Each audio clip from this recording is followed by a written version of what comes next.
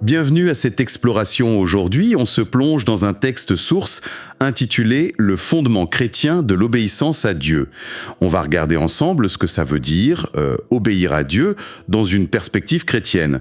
Est-ce que c'est juste cocher des cases, suivre des règles, ou alors, comme le suggère notre source, est-ce que c'est quelque chose de bien plus profond, lié à la relation, à l'amour, et même à la façon dont on peut refléter, disons, quelque chose de divin?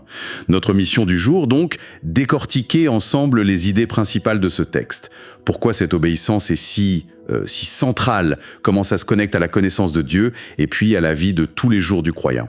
Alors, c'est parti pour une analyse un peu plus poussée de ce que dit notre source. Tout à fait. Et le point de départ que le texte met vraiment en avant, c'est fondamental. Pour obéir authentiquement à Dieu, eh bien, il faut d'abord le connaître. Mais attention, il précise bien, il ne s'agit pas juste d'accumuler des infos sur lui, comme on apprendrait une leçon d'histoire. C'est une connaissance différente. Oui, c'est ça. Le texte insiste beaucoup là-dessus, j'ai trouvé. Pas une connaissance purement intellectuelle. Comment est-ce que la source développe cette idée, justement ? Alors, elle s'appuie sur des passages bibliques, comme Jean 4, 24 qui dit « Dieu est esprit, et il faut que ceux qui l'adorent en esprit et en vérité ». L'accent est mis sur cette dimension spirituelle, vous voyez. Une connexion qui va au-delà des faits, des dogmes appris. Le texte utilise une analogie qui est assez parlante, je trouve, celle d'un couple. On peut lire la bio de quelqu'un, connaître ses goûts, ses habitudes. Oui, on peut savoir plein de choses. Voilà. Mais on ne le connaît vraiment intimement que par un lien d'amour, une vraie relation personnelle. C'est cette profondeur-là, cette connaissance relationnelle, que la source vise quand elle parle de connaître Dieu. D'accord. Donc si je comprends bien l'argument du texte, une simple adhésion intellectuelle, ça ne suffit pas. Il faut cette connexion en esprit. Et comment on nourrit cette connexion, d'après la source ? Principalement par sa parole.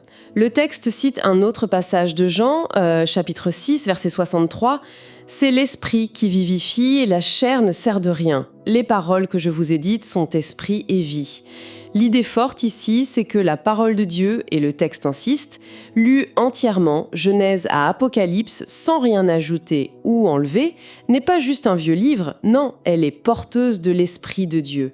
Elle est vivante, capable de créer cette connexion spirituelle dont on parle. D'accord. Donc, le premier grand axe que dégage notre source, c'est l'obéissance découle d'une connaissance relationnelle de Dieu, et cette connaissance, elle est nourrie par une immersion dans sa parole, une parole vivante. Exactement. Et ça mène directement à une première application pratique que le texte souligne. L'importance de lire et méditer la parole chaque jour. Pas juste lire en diagonale, Non. Mais chercher à laisser ces paroles, ces esprits et vie pénétrer notre être profond. Et point clé, prier pendant cette lecture, pour que Dieu lui-même se révèle à notre esprit, pour que cette connaissance devienne vraiment intime et pas juste théorique. Mais bon, cette relation idéale d'écoute, d'obéissance, le texte nous rappelle qu'elle a été, mise à mal très très tôt dans le récit biblique. On remonte aux origines, là. Oui, tout à fait. La source nous ramène dans le jardin d'Éden. Elle analyse Genèse, chapitre 3, les versets 1 à 3.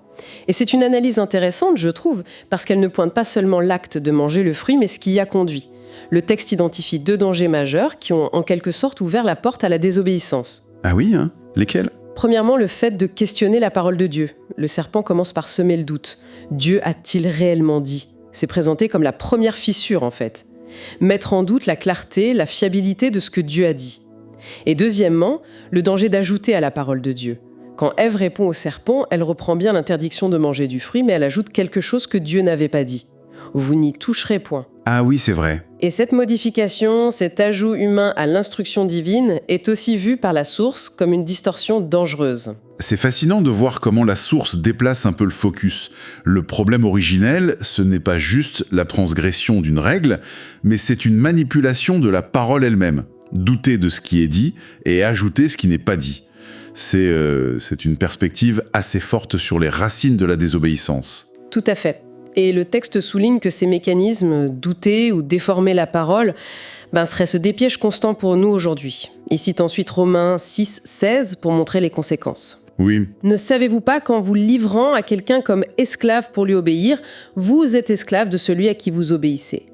L'idée développée ici, c'est que la désobéissance, ce n'est pas un acte neutre. Ça nous place sous une influence, une forme d'esclavage spirituel au péché. La source suggère même que cette tendance à désobéir est devenue comme une seconde nature, un héritage en quelque sorte, et que seule une transformation profonde par la parole de Dieu peut nous en libérer. Ce qui amène logiquement une autre implication pratique, j'imagine. Oui, celle d'un examen de conscience honnête que le texte encourage. Et est-ce que je laisse le doute s'installer sur certaines parties de la parole de Dieu ? Est-ce que, parfois, je me surprends à ajouter mes propres conditions, mes interprétations, ou peut-être des traditions humaines qui finissent par masquer ou même contredire ce que les Écritures disent clairement ?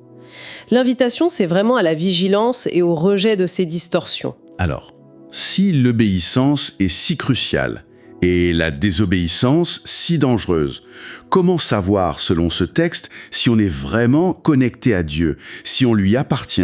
La source propose un critère assez direct, il me semble. Oui, elle met en avant une parole de Jésus rapportée dans Jean 8.47-49. « Celui qui est de Dieu écoute les paroles de Dieu. Vous n'écoutez pas parce que vous n'êtes pas de Dieu. » C'est présenté comme un marqueur très clair. L'écoute active et l'obéissance qui en découle sont vues comme la preuve d'appartenance. Le texte donne l'exemple des pharisiens, pour illustrer ça, n'est-ce pas ? Pour montrer que l'apparence ne suffit pas. Exactement. Les pharisiens, ils étaient extérieurement très religieux, très dévoués, mais Jésus leur reproche souvent de ne pas vraiment écouter, de ne pas saisir l'esprit de la parole de Dieu, et donc de ne pas y obéir authentiquement. La leçon que tire la source, c'est que la dévotion visible, les rituels, l'apparence de piété, tout ça ne suffit pas si l'écoute et l'obéissance à la parole de Dieu ne sont pas au cœur. C'est cette obéissance-là qui est la véritable preuve de notre relation avec lui, selon cette perspective. Et pour renforcer ce point, le texte s'appuie sur un passage important d'Éphésiens, chapitre 2, versets 1 à 7. Ce passage décrit un contraste assez saisissant. Ah oui. D'un côté, notre état passé, mort par nos offenses, on suivait le cours de ce monde, on était par nature des enfants de la rébellion. Et de l'autre côté, l'œuvre de Dieu en Christ. Il nous a rendus vivants avec Christ, sauvés par la grâce, c'est précisé, et il nous a même symboliquement fait asseoir ensemble dans les lieux célestes. C'est une transformation radicale, vous voyez, de l'état de désobéissance naturelle à une nouvelle vie caractérisée par une obéissance qui découle de cette grâce, de cette nouvelle identité en Christ. Il y a une image que la source utilise ici, celle de la plante, je crois, pour illustrer ça. Oui, une analogie simple, mais assez parlante. La foi sans l'obéissance, ce serait comme une graine plantée dans un sol stérile. Elle ne peut pas prendre racine, elle ne peut pas grandir, pas porter de fruits. La parole de Dieu, quand elle est accueillie et mise en pratique, c'est ça l'obéissance, est présentée comme le sol spirituel fertile, indispensable pour que la foi devienne vivante et productive. C'est logique. Donc, encore une fois, une application pratique découle de cette idée. J'imagine que c'est de vérifier nos motivations. Effectivement. S'assurer que notre vie est bien guidée par la parole de Dieu telle qu'elle est, plutôt que par des traditions humaines, des habitudes culturelles ou même des préférences personnelles qui pourraient nous en éloigner. Le texte appelle vraiment à un engagement renouvelé, à aligner nos vies sur les Écritures, sans compromis. Un point qui m'a semblé particulièrement intéressant dans la source, c'est l'insistance sur le fait qu'il ne s'agit pas seulement d'obéir à des principes bibliques ou, disons, à un Jésus historique. Il y a une dimension très actuelle, très vivante. Absolument. Le texte met vraiment l'accent sur une relation avec le Christ vivant aujourd'hui. Il cite 2 Corinthiens 3, versets 17 et 18. « Or, le Seigneur, c'est l'Esprit, et là où est l'Esprit du Seigneur, là est la liberté. » Et il continue « Nous tous qui le visage découvert contemplons comme dans un miroir la gloire du Seigneur, nous sommes transformés en la même image, de gloire en gloire, comme par le Seigneur l'Esprit. » Transformé de gloire en gloire, qu'est-ce que ça implique concrètement selon l'interprétation du texte ? Comment ça se manifeste ? Eh bien, ça suggère un processus continu, une transformation intérieure, une ressemblance qui grandit avec Christ. Et ce processus, il est alimenté par la contemplation de sa gloire et il est opéré par l'Esprit Saint. Le point crucial pour notre sujet, c'est que l'obéissance authentique, selon cette perspective, elle découle de cette relation dynamique avec le Christ ressuscité présent par son Esprit. Ce n'est pas juste suivre un code de conduite, c'est répondre à une personne vivante. L'obéissance devient la preuve qu'on entend sa voix aujourd'hui, maintenant. J'aime bien l'analogie du soldat que le texte utilise pour clarifier ça. j'ai trouvé assez parlante. Mais sur le terrain, ce qui compte vraiment, c'est d'entendre et d'obéir aux ordres directs du général présent. Ça, c'est la relation vivante. De la même manière, la source suggère que l'obéissance chrétienne, ce n'est pas seulement l'application de l'histoire biblique, mais c'est l'écoute et la réponse à la direction de l'Esprit de Christ aujourd'hui.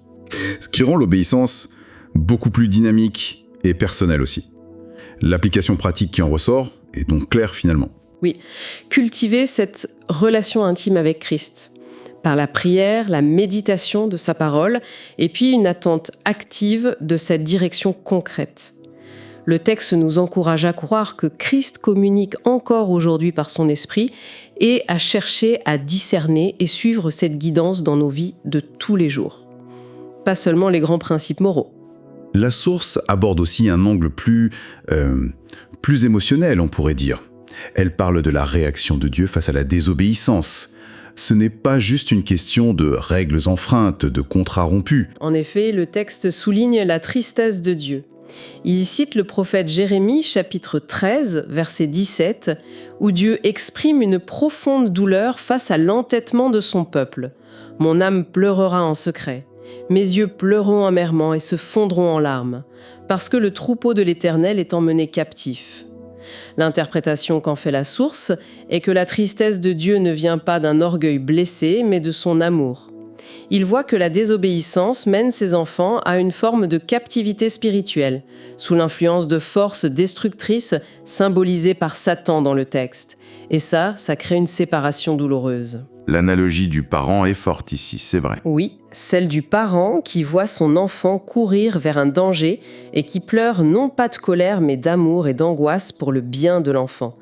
La désobéissance, vue sous cet angle, n'est pas seulement une offense à Dieu, mais c'est un acte qui nous nuit d'abord à nous-mêmes et qui brise le cœur paternel de Dieu parce qu'il nous éloigne de sa protection, de sa présence. Cette perspective est aussi renforcée par une référence au prophète Ésaïe, me semble. Tout à fait, Ésaïe chapitre 1. Les versets 2 à 4.